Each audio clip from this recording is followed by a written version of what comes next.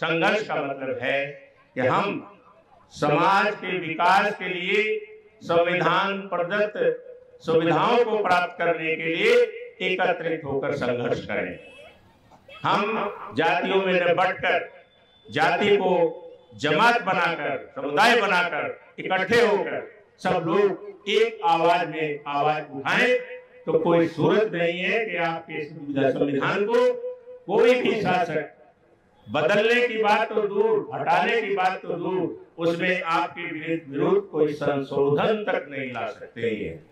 इसलिए कुछ लोग इस बात से चिढ़ते भी हैं कि अकेले बाबा साहब की देन नहीं कह सकते। हम कह सकते हैं कि अकेले बाबा साहब की देन है।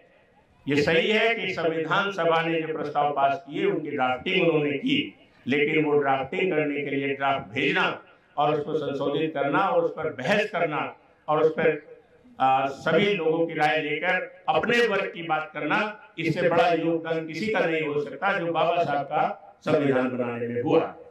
जो 1931 की जनगणना के आधार पर आखिरी जनगणना है, जातिगत जनगणना, उसके आधार पर 85% है। वो 85% लोग आक्रांताओं से कैसे हार गए और कैसे ये देश हजारों वर्षों की गुलामी सहता चला आया। क्या कोई व्यक्ति ब्रह्मा के मुख से पैदा हो सकता है? क्या आपके जीवन काल में या आपके पूर्वजों के जीवन काल में ऐसा हुआ है कि कोई व्यक्ति ब्रह्मा के मुख से पैदा होता है? क्या कोई व्यक्ति ब्रह्मा के जो है भुजाओं से पैदा होता है? क्या कोई ब्रह्मा के वक्ष से या पेट से पैदा हुआ है, या फिर दलित जिसको कहा गया है कि वो ब्रह्मा के पैरों से पैदा हुआ है? इस तरह से वर्ण व्यवस्था बना दी गई। हम इस वर्ण व्यवस्था को भुगतते चले आए।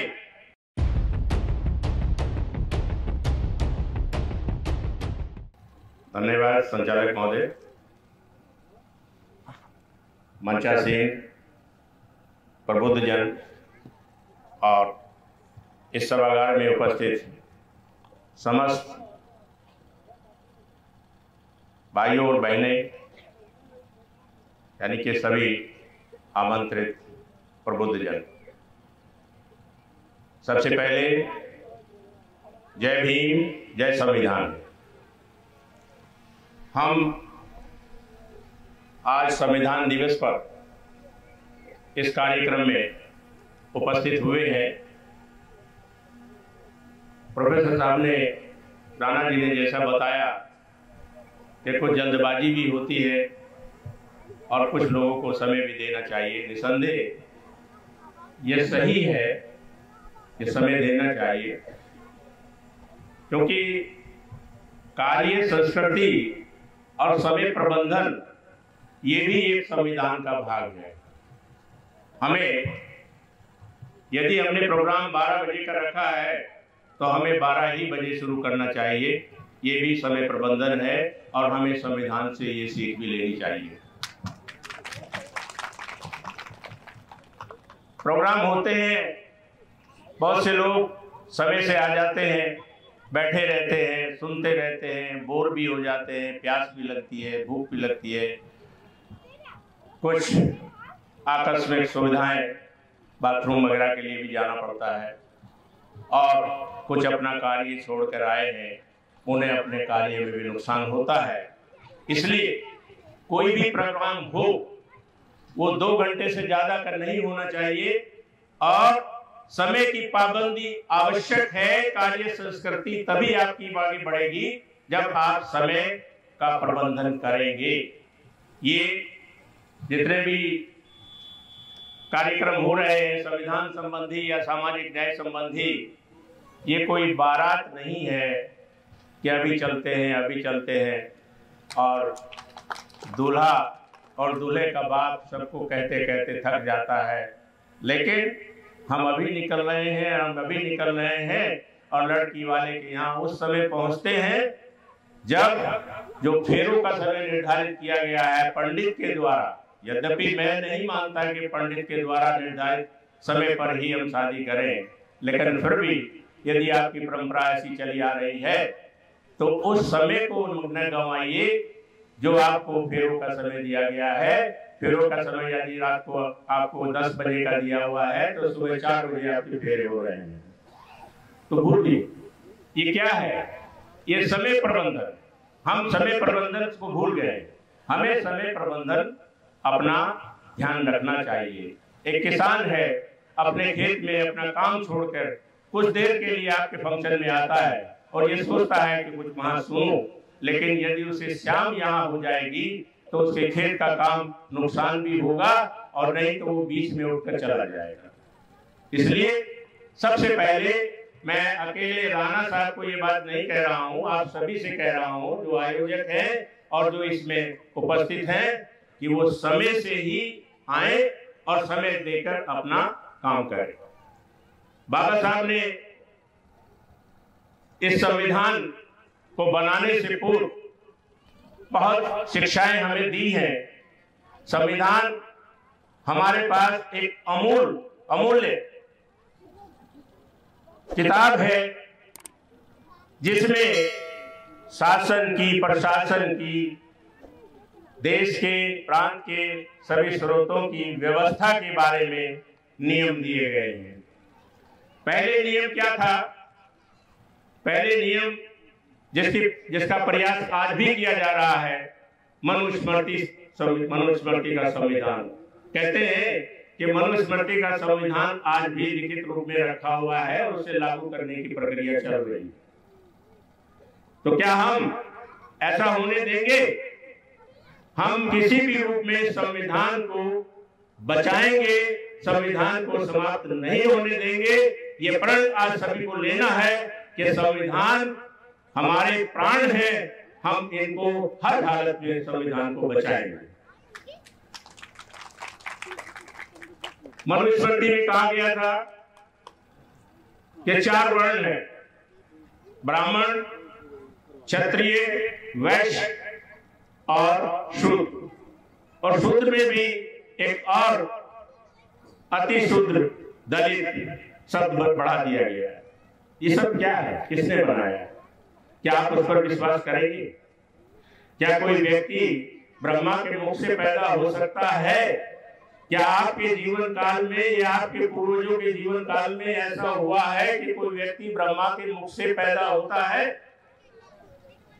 क्या कोई व्यक्ति ब्रह्मा के जो है भुजाओं से पैदा होता है? क्या कोई ब्रह्मा के वक्ष से या पेट से पैदा हुआ है, या फिर दलित जिसको कहा गया है कि वो ब्रह्मा के पैरों से पैदा हुआ है? इस तरह से वर्ण व्यवस्था बना दी गई। हम इस वर्ण व्यवस्था को भुगतते चले आए। कितने हजारों की गुलामी, वर्षों की गुलामी हम लोग झेलते आए। हमारे देश में कितने आक्रांता आए, मुगल से लेकर अंग्रेज तक का इतिहास यदि आप पढ़ेंगे तो आपको लगेगा कि उनके वो आक्रांता यहाँ पर कैसे आ गए और कैसे उन्होंने हमें गुलाम बना दिया। इसका एक ही जवाब है कि हम मनुस्मृति पर काम कर रहे थे। जहां 85% लोगों को, जो 1931 की जनगणना के आधार पर, आखिरी जनगणना है जातिगत जनगणना, उसके आधार पर 85% है, वो 85% लोग आक्रांताओं से कैसे हार गए और कैसे ये देश हजारों वर्षों की गुलामी सहता चला आया। इसका कारण यही है कि जो कार्य बांटे गए थे, ब्राह्मण का काम शिक्षा पाना और शिक्षा देना, क्षत्रिय का काम केवल रक्षा करना सीमाओं की, और वैश्य का काम व्यापार करना, और शूद्र का काम इन तीनों वर्गों की सेवा करना। अब 85% लोग यदि सेवारत रहेंगे तो आक्रांता बाहर से जब आएंगे, क्या वो 15% लोग बचे हुए हैं और उनमें भी केवल क्षत्रिय जिनको सीमा की रक्षा करने या अपने देश की रक्षा बचाने के लिए काम सौंपा गया है, क्या वो बचा लेंगे? कभी नहीं बचाएंगे। और यही हुआ कि 85% लोग यही सोचते रहे कि हमको तो सेवा ही करनी है, हमें क्या करना है, हमारी तरफ से मुसलमान बादशाह आ जाए, हिंदू बादशाह आ जाए, क्रिश्चियन बादशाह आ जाए, कोई आ जाए, हमारा तो काम गुलामी करना है। इसीलिए वो लोग उस समय भी, अंग्रेजों ने लिखा है अपनी याददाश्त में कि जब वो जीत कर जाते थे तो उनको माला पहनाने वाले और उनकी प्रशंसा करने वाले, उनका जुलूस निकालने वाले भारत के ही लोग थे। उन्हीं के ऊपर जीत हुई, कारण उन्हें काम ही यही सौंपा गया था कि उनका काम केवल सेवा करना है। पढ़ना लिखना उनका काम नहीं है, संपत्ति रखना उनका काम नहीं है, वेद पुराण पढ़ना तो दूर की बात है, सुनना भी उनका काम नहीं है। और अगर किसी ने सुन भी लिया तो उसको उसके कान में रांगा डाल दीजिए पिघलाकर, उसे ये सजा दी जाती थी। बहुत पुराना इतिहास है, बहुत ज्यादा नहीं कहूंगा, लेकिन मैं बस इतना ही कहना चाहूंगा कि हमारी जो मनोवृत्ति थी वो ये बना दी गई थी कि बस हम सेवा के लिए बने। उसमें फिर जातियां बनाई, सभी जातियां, जैसा अभी प्रोफेसर साहब ने भी कहा कि कुम्हार है तो केवल बर्तन बनाएगा और कोई काम उसका नहीं है, न उसका काम पढ़ाई का, न लिखाई का, न किसी प्रकार का। चमार है तो खाली जूता बनाएगा, यादव है तो खाली दूध निकालेगा, भैंसे पालेगा और कोई काम नहीं करेगा। ये हमारी व्यवस्था थी।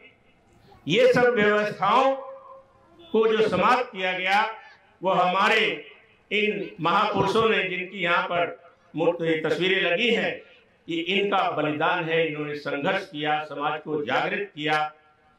बाबा महात्मा फुले से लेकर पेरियार और बाबा अम्बेडकर साहब और सबसे पहले गौतम बुद्ध, जो हम लोगों को शिक्षित करते रहे, लेकिन हम लोगों ने उन पर ध्यान नहीं दिया। ये सब व्यवस्थाएं बढ़ते बढ़ते खराब होती चली गई और अंत में आया भारतीय संविधान, जो बाबा साहब की बहुत बड़ी देन है। जो बाबा साहब एक अकेले व्यक्ति थे जो भारतवर्ष में नहीं, पूरे संसार में सबसे पढ़े लिखे व्यक्ति थे। उस व्यक्ति ने इस भारतीय संविधान को कंपाइल किया। संविधान सभा में सब उनके बिना कोई काम नहीं हो सकता था। जितना वो काम करते थे इतना और किसी आदमी ने काम नहीं किया। यद्यपि संविधान की जो ड्राफ्टिंग कमेटी थी वो भी, जो उनके सदस्य थे वो कुछ विदेश चले गए, एक आदमी में से मर गया, उसकी जगह किसी को अपॉइंट नहीं किया गया, और कुछ डिफेक्ट कभी आते नहीं थी, सब कुछ बाबा साहब के ऊपर छोड़ दिया गया। इसलिए कहते हैं कि संविधान बाबा साहब की देन है। कुछ लोग इस बात से चिढ़ते भी हैं कि अकेले बाबा साहब की देन नहीं कह सकते। हम कह सकते हैं कि अकेले बाबा साहब की देन है। ये सही है कि संविधान सभा ने जो प्रस्ताव पास किए उनकी ड्राफ्टिंग उन्होंने की, लेकिन वो ड्राफ्टिंग करने के लिए ड्राफ्ट भेजना और उसको संशोधित करना और उस पर बहस करना और उस पर सभी लोगों की राय लेकर अपने वर्ग की बात करना, इससे बड़ा योगदान किसी का नहीं हो सकता जो बाबा साहब का संविधान बनाने में हुआ। इसलिए हम कहते हैं बाबा साहब का संविधान, इस संविधान की रक्षा करना हमारा काम है और हम इस संविधान की रक्षा हर सूरत में करेंगे।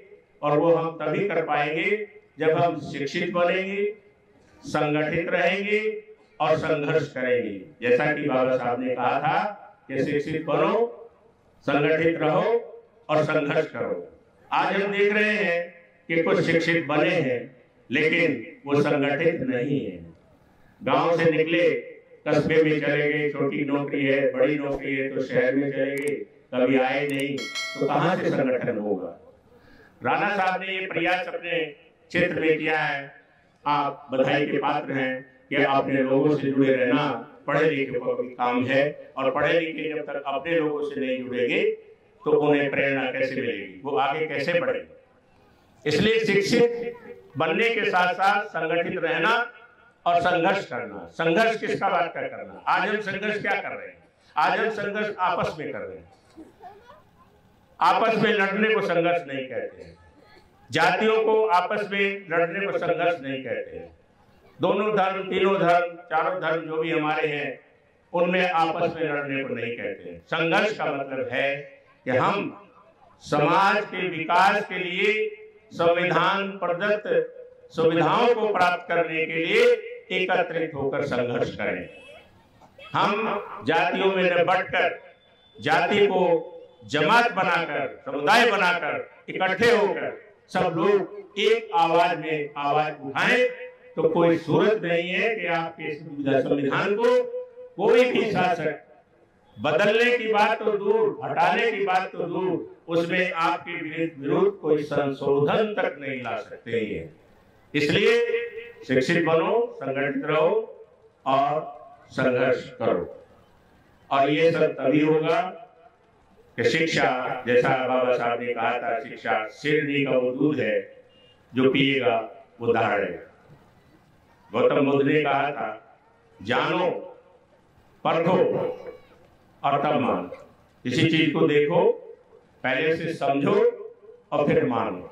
आज हम अंधविश्वास में बहुत से काम कर रहे हैं। मैं समझता हूँ बहुत से लोग यहाँ भी बैठे होंगे जो हाथ में कलावा बांध देते हैं, छोटी सी चीज है। मैं आलोचना नहीं कर रहा हूँ किसी भी धर्म की, लेकिन एक अवश्य उसके बारे में जो मंत्र पढ़ा जाता है, यदि वो मंत्र आप हिंदी में समझ लें तो शायद आप उस कलावे को न बांधें। लेकिन हम अंधविश्वास में हैं, पंडित जी मंत्र पढ़ते जा रहे हैं और हम कलावा बांध कर ये सोचते हैं कि हमको बहुत बड़ी शक्ति पंडित जी ने दे दी है, शायद भगवान से हमारा कनेक्शन जोड़ दिया है। तो भाई समझो, सारे मंत्र जितने भी हैं संस्कृत में क्यों है, हिंदी क्यों नहीं उनकी बनाई गई अभी तक? क्या हिंदी अनुवादक हमारे पास नहीं है? हम अभी एक दो शादियों में अपने परिवार की ही, दूसरी जगह तो नहीं गए, अपने परिवार की शादी में गए, भाई पंडित जी ये जो आप मंत्र पढ़ रहे हैं अगर हिंदी में समझा दिया करो तो लोगों की बात समझ में आ जाती है। पंडित जी का चेहरा उतर गया और हमारे लोग हमको कहने लगे छोड़ो छोड़ो छोड़ो। अरे भाई समझने में क्या बात है? अगर वो अच्छी बात है, हम समझेंगे और मानेंगे। तो इसलिए ये महात्मा गौतम बुद्ध की शिक्षा है कि किसी भी चीज को देखो, फिर समझो और फिर मानो। तो हम एक वैज्ञानिक सोच उस पर अपनाएं। भारतीय संविधान में भी ये बात डाली गई है, अनुच्छेद 51A में ये बात कही गई है कि हमें बंधुत्व की भावना बढ़ानी है और अंधविश्वास को दूर भगाना है और वैज्ञानिक सोच को डेवलप करना है।